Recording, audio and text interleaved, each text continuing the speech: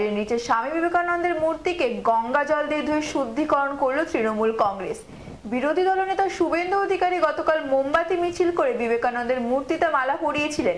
তারপর আজ সকালে সেই মূর্তিকে গঙ্গা জল দিয়ে ধুয়ে কালকের মালা খুলে নতুন করে মালা পরান তৃণমূল নেত্রী। কেন আপনাদেরকে পালন করতে হলো?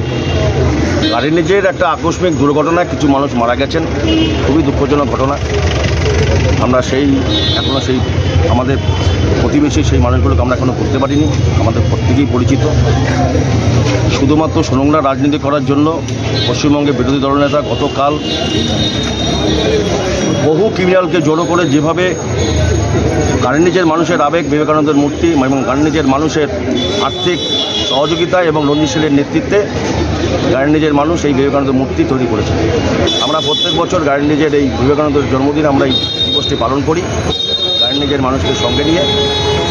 গতকাল যেভাবে বিরোধী দলনেতা ক্রিমিনালদের জড়ো করে শুধুমাত্র নোংরা রাজনীতি করার জন্য এই বিবেকানন্দের মূর্তিতে জুতো করে যেভাবে মালা দিয়েছেন, আমরা মনে করি গাড়ির নিজের মানুষের আবেগকে আঘাত করা হয়েছে।